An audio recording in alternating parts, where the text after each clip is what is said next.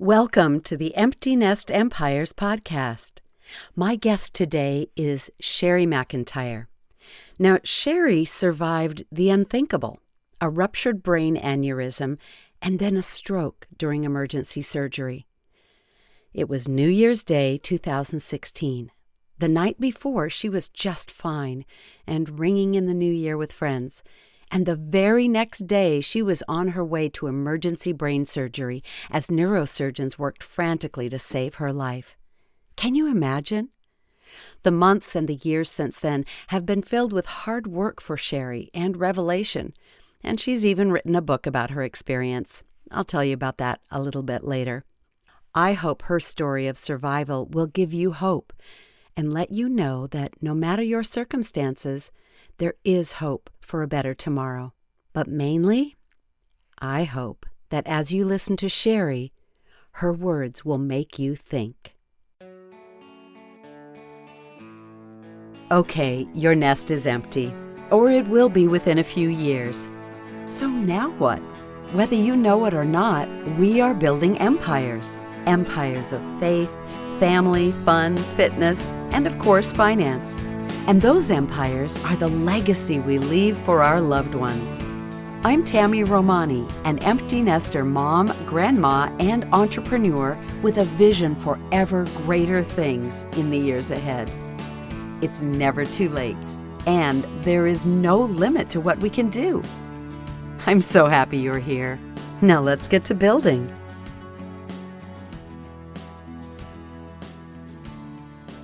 Sheri reached out to me on Instagram. She sent me a message, and that was before I was even talking about this podcast. She probably didn't know anything about what I do, but here's what she said to me. Hi, Tammy. I found your account on Facebook, and what you posted resonated with me. So now I'm following you here. I'm learning Instagram and some of Facebook again. I have had a brain aneurysm rupture that led to a stroke. I post a lot on Insta and Facebook. Well, I just wanted to say hello. And I said, Sheri, thank you for connecting with me. I pray you are making great strides in healing your brain. Thank you. It's mostly a physical thing, Sheri replied. But people see me and think I'm fine. Wrong, LOL. I hope you're doing good. And then we chatted some more about how important it is to understand that everyone's going through something, even if it doesn't appear that way. And, this was last summer. And after a while, I thought, oh my word, the world needs to hear Sheri's story. And so I'm bringing it to you now. And I want to remind you of first of all, the power of social media and the connectability that's available there. Sheri found me. Sheri reached out to me. We connected. We had a conversation. And I invited her to be a guest on this podcast. That's something that I talk about inside the Empire Builders Collective, and I won't go into that right now. But I think we have something amazing at our fingertips that we are not utilizing. And so I'm so grateful that Sheri reached out to me, that we became friends, that we made that connection, and now that we've had this great conversation, and we will continue to stay in touch. So before I dive into this interview with Sheri, I'd like to read you some statistics. There is a brain aneurysm rupturing every 18 minutes. Ruptured brain aneurysms are fatal in about 40% of cases. Of those who survive, about 66% suffer some permanent neurological deficit. Approximately 15% of patients die before reaching the hospital.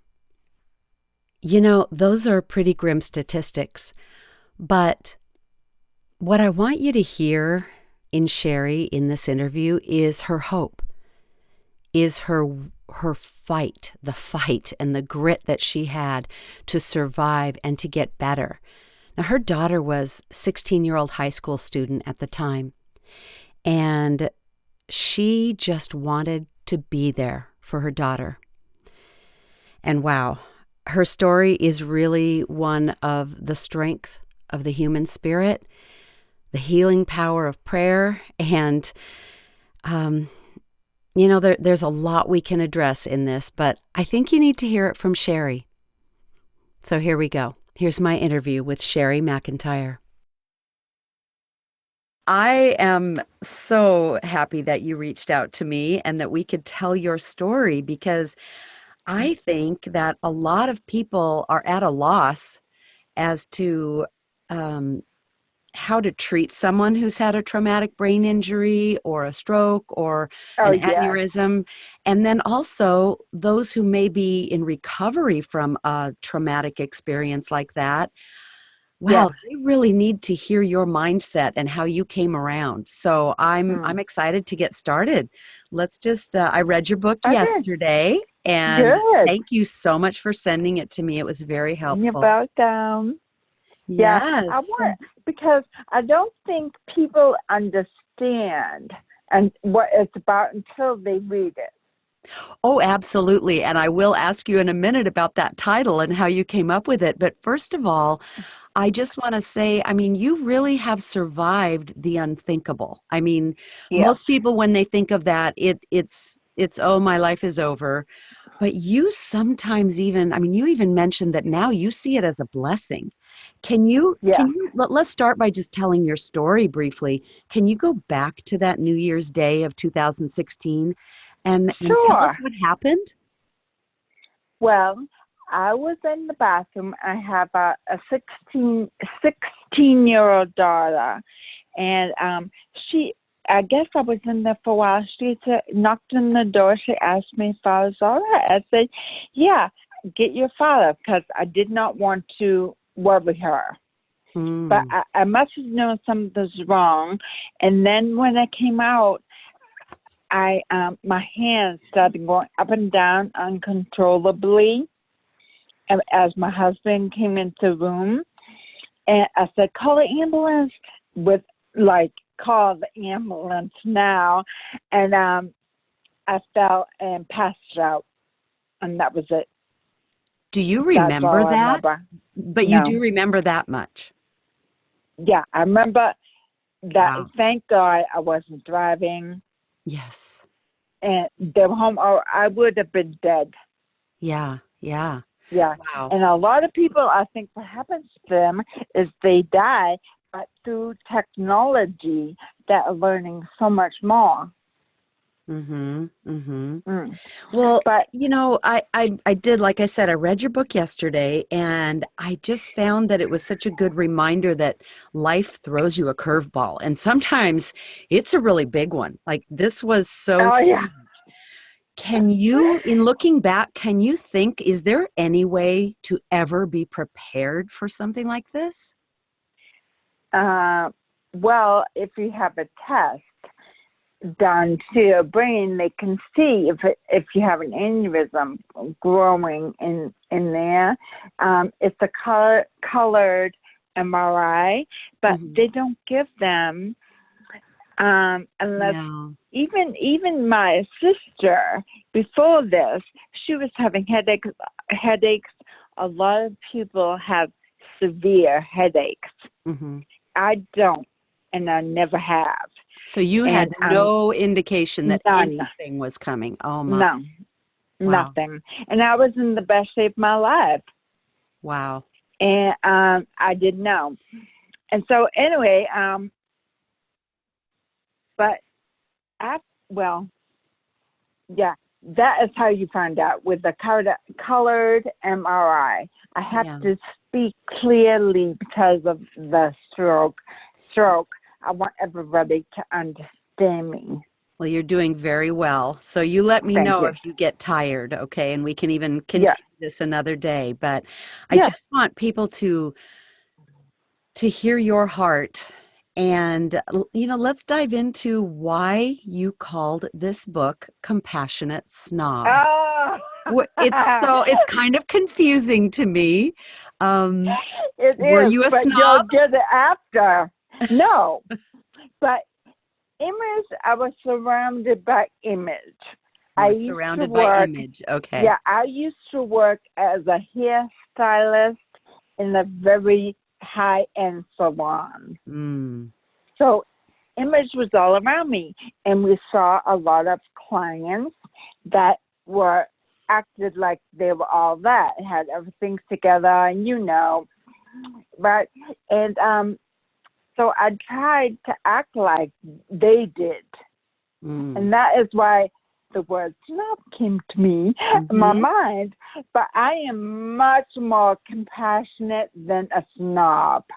Yes. So Wow. I named that. It's interesting, huh? Yeah, it is. It's quite a play on words, because I could see how, wow, how extra devastating this might be to someone like you who is in this industry where it's all about image. It's all about how you look every day. You're presenting yourself. Your hair is done, your makeup is done, and then suddenly you have a gash in the back of your head. You've had emergency surgery, and you have shaved no my hair. head. Shaved your head. Yeah. And this was not even like some people who are fighting other illnesses where they know it's coming. They kind of prepare for it. You had no way to prepare for that. None. Shock. What did it feel None. like to you when you looked in the mirror for the first time? Well, you have to remember, my brain was not right for a very long time. Yes. And so I really, I was always in a good mood. I did every single thing that they asked me to do to get better. But I don't think my nerves in my head, my nerves in my brain were going back right then. Well, I came home after 3 months, right? Wow.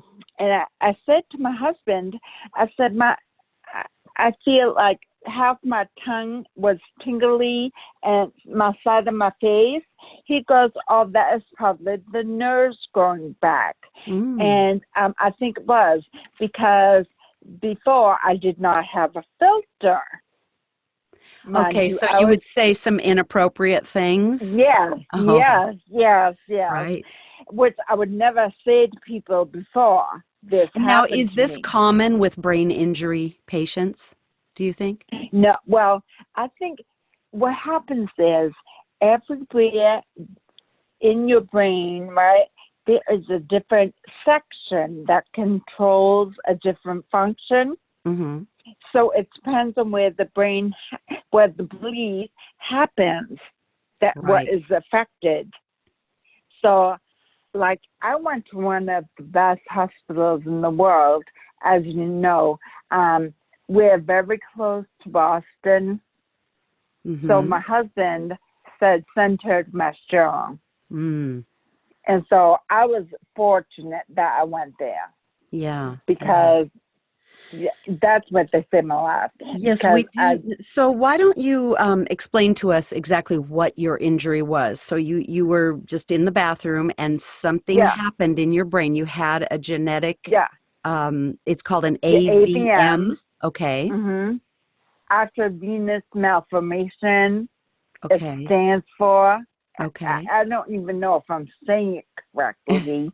I'll have to look that up. It's probably a very long word. Yeah. Now, how is that different That's why from? they call it AVM. But you also described having a stroke. Now, did a stroke follow that, or are they kind of? Oh, really? So you had an aneurysm called. Your type of aneurysm was an AVM, and then that a stroke followed that. Wow. Yes, it was from the operation. Oh. When because they gave me a craniotomy and opened up my head. And I guess it was very gruesome from what I've been told. But so I will never look at Jacqueline's the same way. And anyway, so they opened up my head and operated on my cerebellum. If it was a bleed, the doctor said in another place, that would be very dangerous. And they told them how grave it was when they had to do this. And so, but I'm lucky because I've recovered. And you can, with a lot of hard work, you can, because of neuroplasticity. Yes. So you worked very hard. Now, let me just go back a minute because you're not even 4 years out from this. So I No. just want to commend you. The fact that it even occurred to you to write a book about your Yeah. experience. And from what I read, early on, you felt this calling like, I have to write this in a book. What do you Yeah. think that came from? Well, for me, it was God, I guess. I don't know. But I just had to write a book. I didn't have voices or anything like that. I just woke up out of the coma and I kept saying, I'm going to write a book. Wow. Did you know that it would be about this? That it Yeah. would be about your experiences? Yeah. And it's a message of hope, I believe, to Yeah. those who have really suffered any kind of a stroke or a traumatic brain injury. What Yeah. does it feel like to put on the mindset of, I am going to recover, and not get lost in the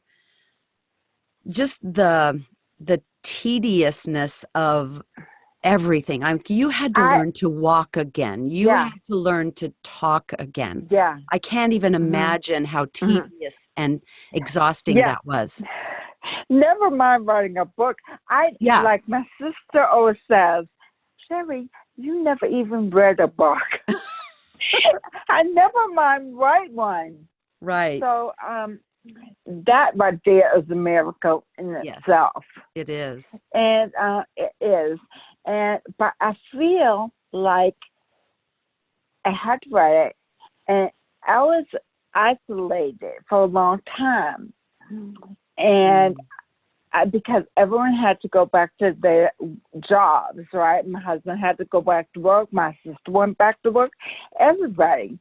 So here I was alone in the house. What are you going to Wow. do? Yeah. Yeah. You can watch TV and things like that. Wish I don't watch TV. It's a, it was like being shot in the head. Mm. And like I woke up, like it woke me up. Mm. That's why I say I'm grateful, because I was living like, no problem, whatever. And so now I'm not like that. I am very focused on what I Mm. have to do, on healing myself and educating myself. And I don't know where that came from, but I am very driven. Yes. I Well, I do a can tell lot of that. things. I do a lot of things that people probably, I think that they think they're weird. They would never do that. Like, I got involved with politics, and then I realized, oh, no. That is not a good thing to get involved in. It's too much negativity, right? Mm. So I stopped that. And then I got involved with the Lions Club, and they were very good, but I went there by myself. Mm. And same with the exercise. I exercised at the local senior center with Mm-hmm. the older people. Mm-hmm. And guess what? They were so welcoming to me. Mm. So I love it there, and I still go all the time. I used to take the because I couldn't drive. So I used to take the transportation from the senior center, Mm-hmm. and they used to pick me up and drop me off, and that was my daily event. Yeah. And then, but you weren't a senior. How old were you when this No, happened? um, 54. Oh, wow. Mm, Wow. yeah. Yeah. So So I have you were hanging with the 80-year-olds at the senior center. yeah, yeah. Hmm. And they Wow. love me, and guess what? I love them. Mm-hmm. I'll bet. And but a lot of people that have problems won't go there that are my age. I Mm. didn't care. Mm-hmm. I So just again, that was focused on getting better. a mindset thing that you had to overcome. Yeah, yeah. Wow. So I do that, and I could, like how you say, I couldn't walk, right?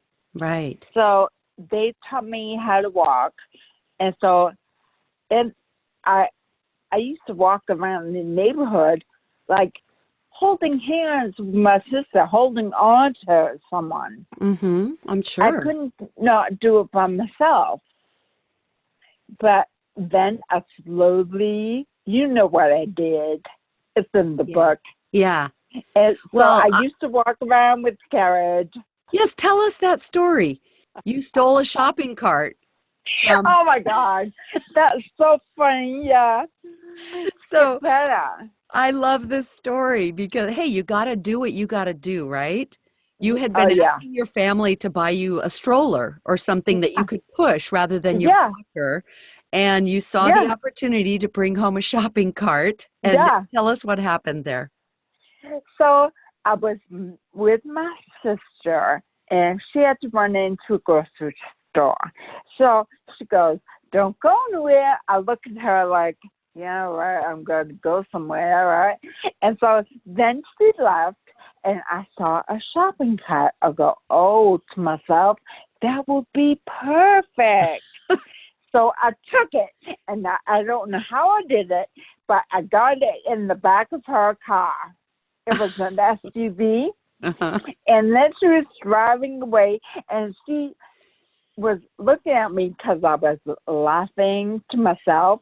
And she goes, "What's so funny?" I said, "You'll probably be mad at me." And then she looked at her rear view mirror, and she saw the car. She's like yelling at me, but I go, "I only borrowed it.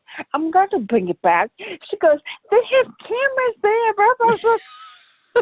She was worried the I go, police would be stopping by her house. "Yeah, yeah." So I said, "No, go home. Take me home." And so she goes, "Oh my God." So I went home and had the shopping cart, and I used to walk around the neighborhood like a beggar lady, but I didn't care. How? I would walk with that. That was my lifesaver Yes, I'll because bet it it gave me was. independence, and Wow. I could do it by myself. Yes. So at Mm. what point did you ever take it back and give it back to the Yeah. store? You did? Yes, I did. I told you I was just borrowing it. Yes.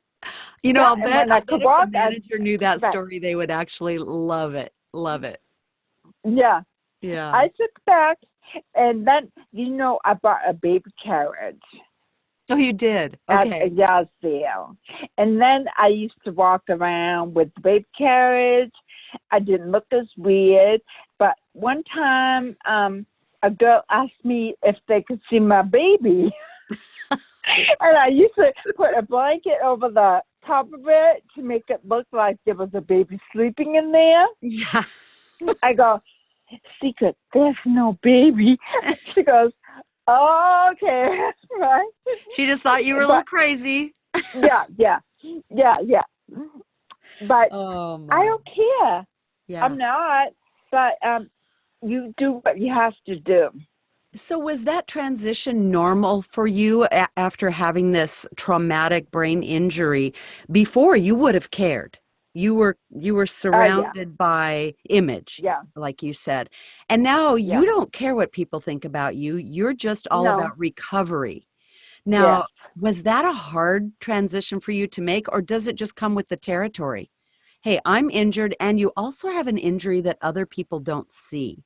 I think Yeah, that's what's so interesting about brain injuries huge. is Yes. that you look fine. Maybe you do Yeah. have some residual Mm-hmm. effects, such as you are learning to walk again. And of course, when you open your mouth to speak, you sound different than you did. Yeah. Well, But just on appearances, it's hard to tell. yeah. But what happens is I tell people right up front, I say, "I am not drunk and I am not deaf." Mm, Because of the way I talk, a lot of people think I'm deaf. And because of my balance issues, I swerve around a lot. And Yeah. so I look like I'm drunk Does anyone ever ask you, sometimes. then what are you? Do you have to explain further, or do they? No, They're they okay. understand, but I'm upfront with them. Yeah. People usually say to me, "Thank you for telling me that." Yeah. Yeah. And so one time, like, this is a funny story. One time I was coming out of leaving a Lions meeting, and there was a bar inside there, and guys were sitting out on the stairs, and they said, "Oh, you had a good time, didn't you?" I Oh just boy. went with it. I said, "Yeah, I had a wonderful time. Bye." Bye. Yeah, sometimes it's I not just, worth it. no. It's too much energy for me to, like, express to them. Yeah. Well, So, let's then go to your tips. Uh, one of the things that was heartbreaking to me about your story was reading that, you have a daughter in high school. You used to be friends yeah. with all these other moms, or friendly, Yeah. I would say, not Yeah. exactly friends. And then Yeah. when you showed up to send your Yeah. daughter off to homecoming, they Yeah. wouldn't talk to you. What did that No. feel like? I was like, first of all, I was like, oh, it was like shocking Yeah. because, well, I have been gone probably it was junior prom, and this happened to me junior year. Okay. So, my husband took her out and got her prom dress. So Mm. he took me there to the pictures, right? And the women were like, a few of them said hi to me, but really no one. I was an outcast out of the circle, and I Wow. realized it then.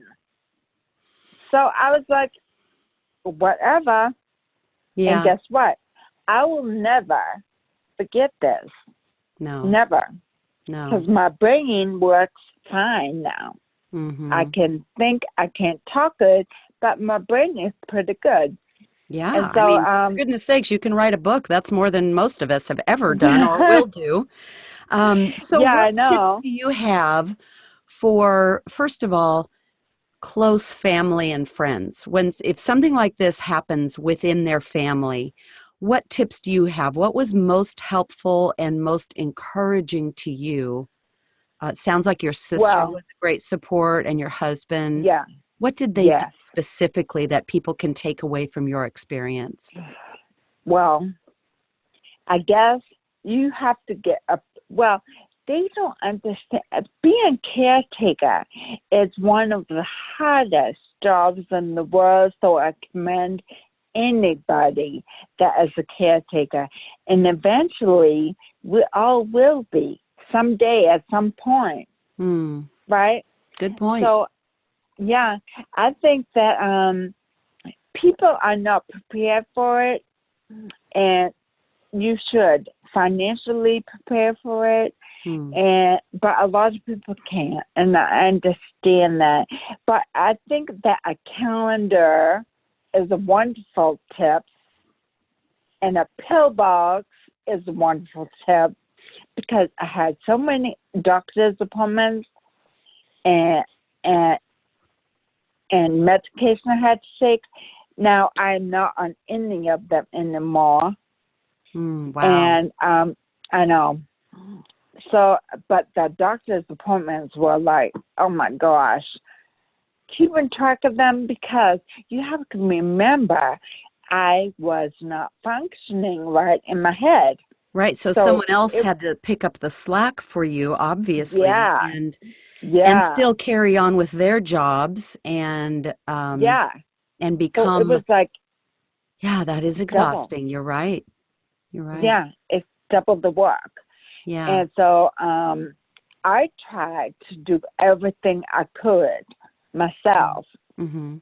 Like, I used to, oh my God, I used to, like, I started doing the laundry. You would think that is a simple task, right? You don't think anything of it. Right. I would throw it in the laundry basket, right, and take it over to the stairs. My washing machine is downstairs, and throw it down the stairs in the basket. Yeah. Yeah, And because then, you couldn't carry a basket and hold on to the rail. No. And so a lot of people don't know that. It's hard, right? Yeah. They just take it for granted, right? Even feeding the dog, you take for granted. Sure. I used it because I could not mush up the dry food and the canned food together. So I would use my hands. And people would be, oh my God, gross. Oh, I would never. That is something I never would have done. Right. It's safe to say you can't ever say those phrases, I would never do that, because you don't know what you will need to do. No. Wow. No.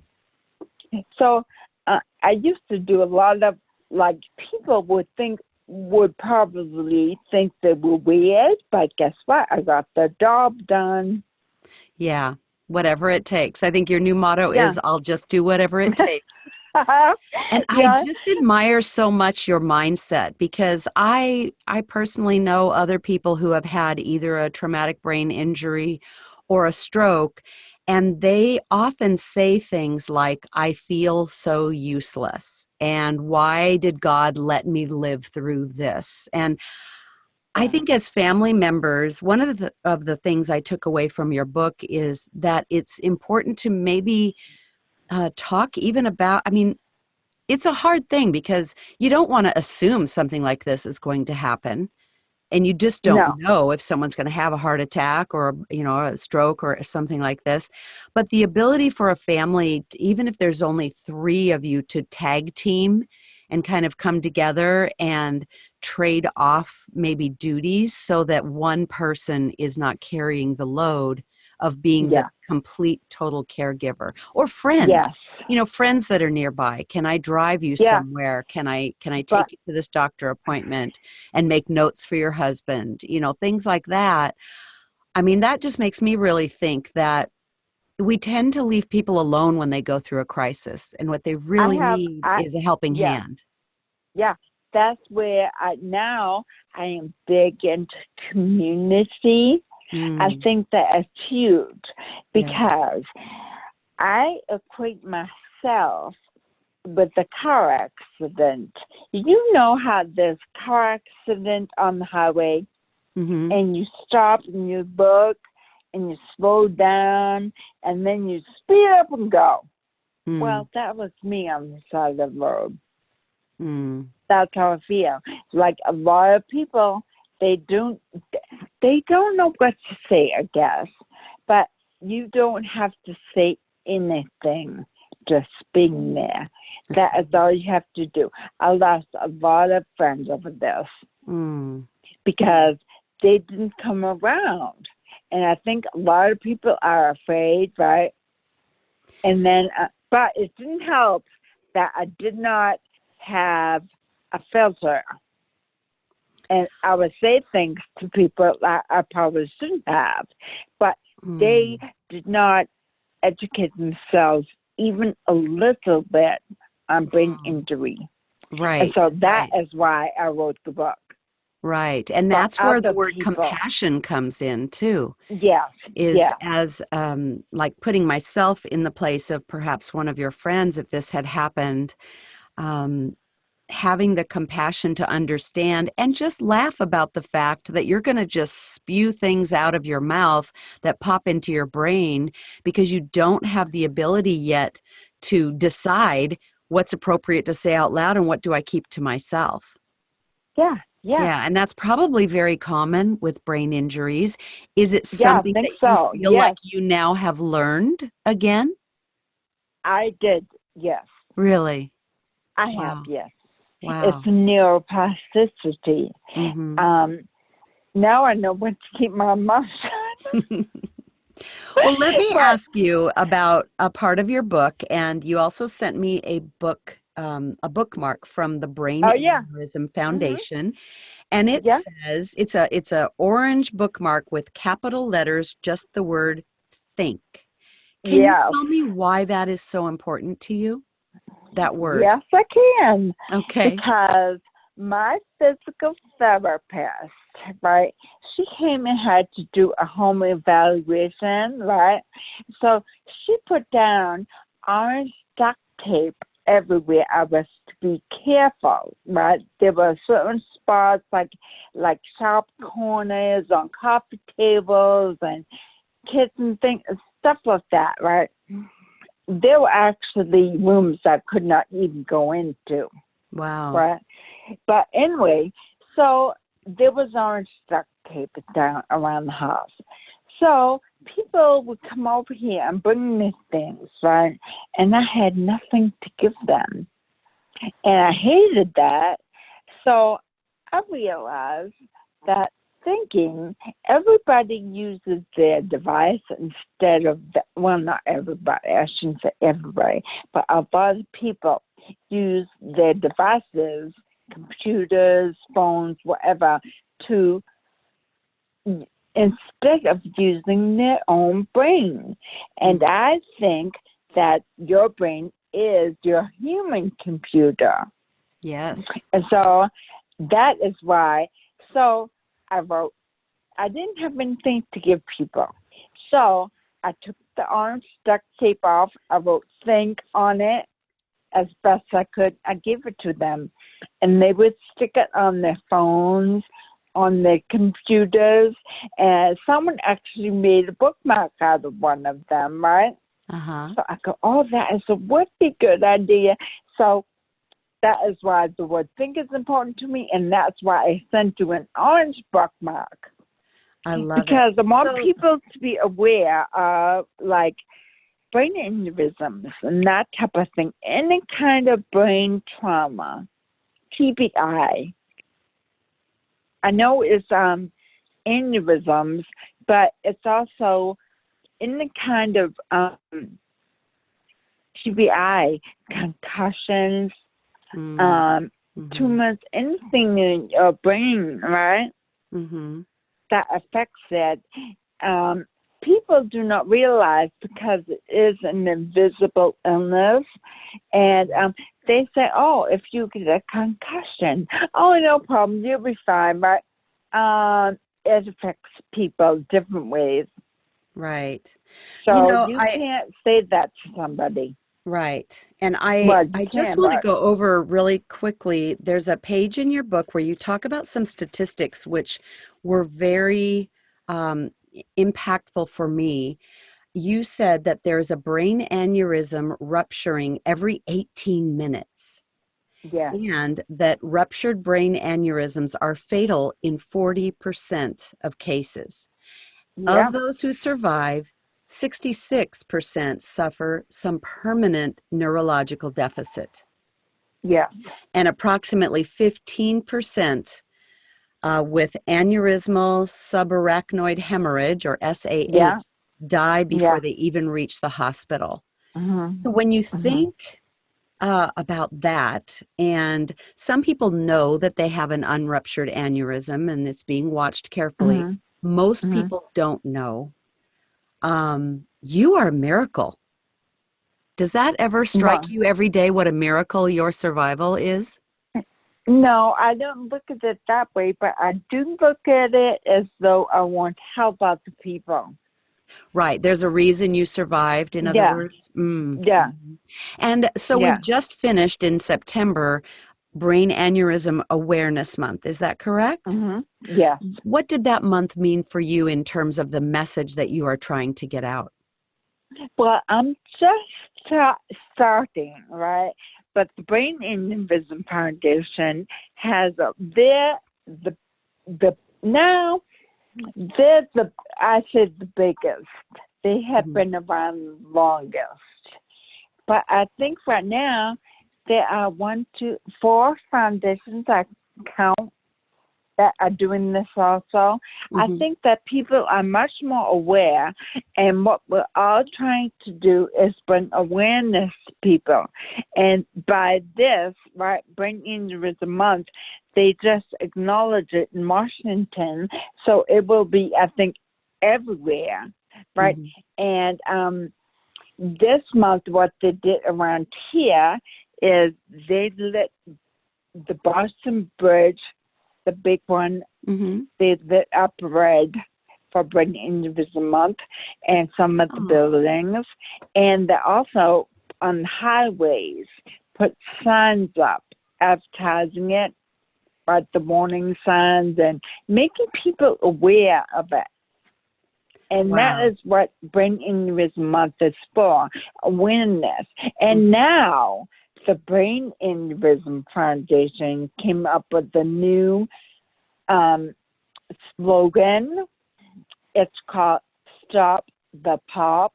Stop the Pop. And yeah, so people are more aware. They use a balloon to represent an aneurysm, and then they pop it representing, a bleed. Okay, so and that's what aside from having headaches, and of course, you can't just go and ask for an MRI of your brain. What does Stop the Pop mean in terms of prevention or quick action? When someone has collapsed on the floor, how fast do you need to work? You have to go fast. I was lucky that the hospital where I went, they work fast. And but a lot of doctors and medical professionals, especially in other parts of the country, do not have, they are uneducated about this. They do not even know. And so that is why we're trying to bring awareness to this subject, because I think a lot of people died before from it, and they probably they didn't do an autopsy on them, and so they just assume it's a heart attack or something like that. Well, there's a lot more to it. Now we're finding out. Yeah, and in terms of prevention, it's interesting to me because we talk about stroke prevention, like there are ways to change your diet to lessen your blood pressure and things like that might cause a stroke. But I don't know if there's a way to prevent an aneurysm because it's often hereditary or it's a weakness. It's just something that is there that you don't really. It's just there, right? It's just kind of, you can't do anything to make it worse or better. It's just kind of there. Well, I want to tell you this.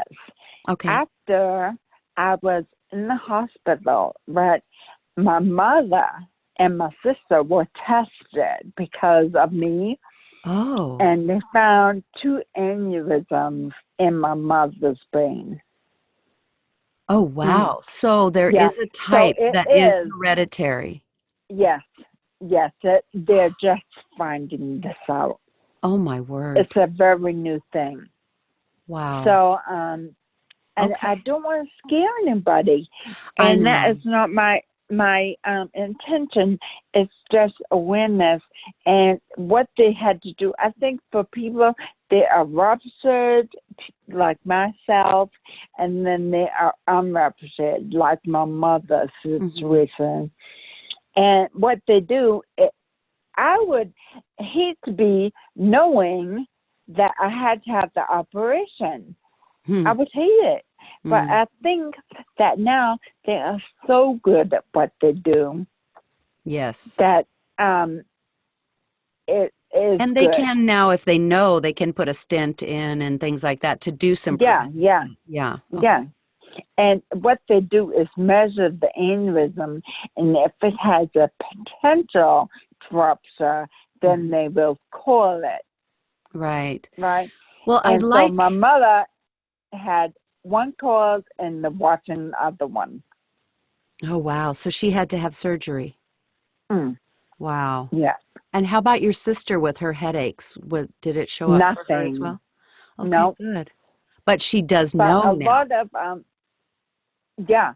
But a Wow. lot of people, they walk around not knowing. And we go to Washington every year because they do an advocacy day, right? And Hmm. so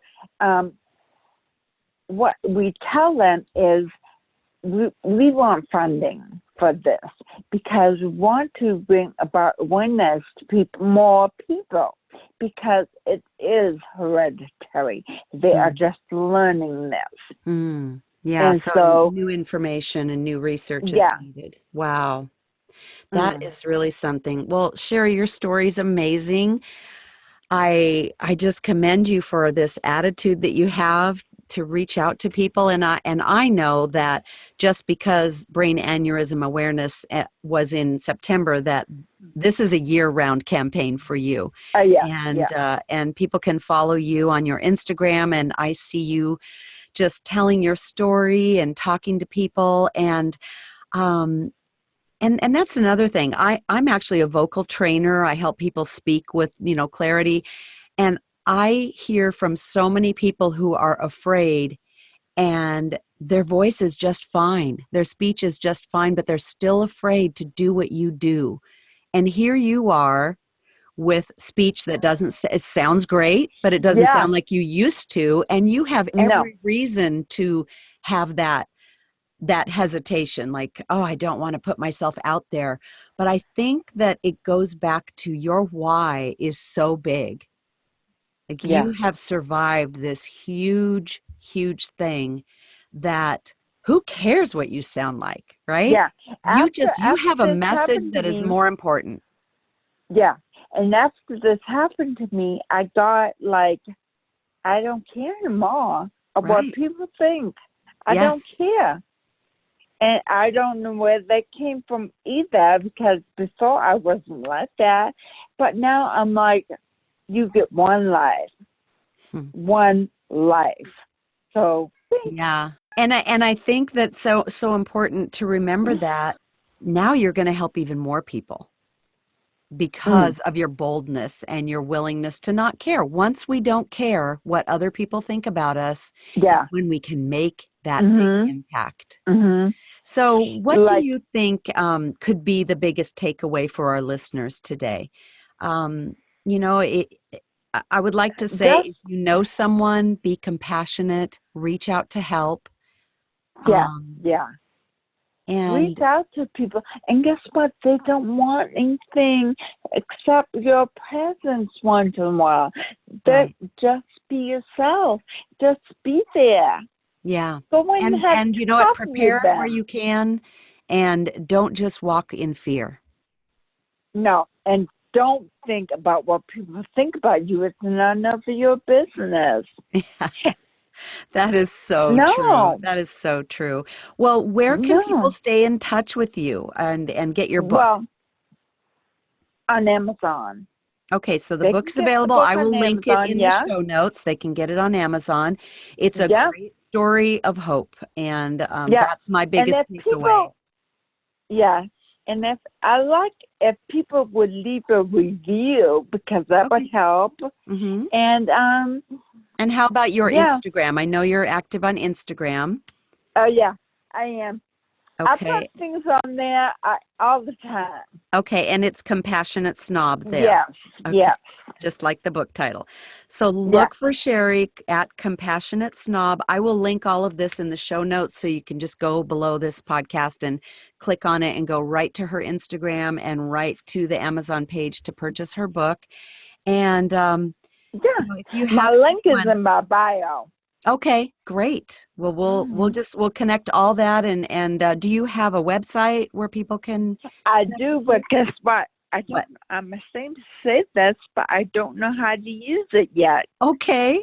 Well, you know what? They'll just have to message you through Instagram.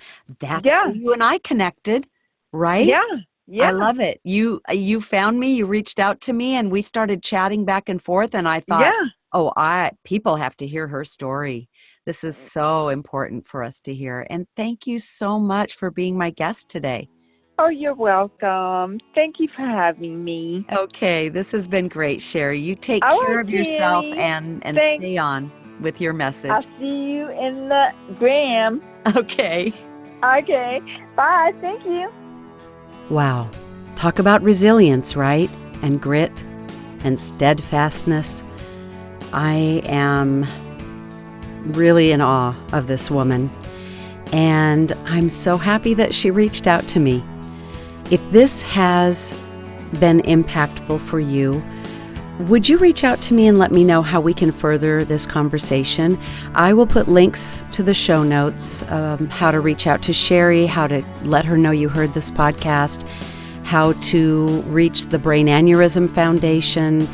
And I think we will be doing some more episodes about this for those who have experienced a stroke or a traumatic brain injury or any kind of a brain injury, as well as those who are caregivers, because I think so many of us end up falling into that space as well. And, there's just so much that we can learn from each other in this space. So I just thank you for joining me today. I hope this has been really helpful to you, and that you will take Sheri's story with you. And as she says, think.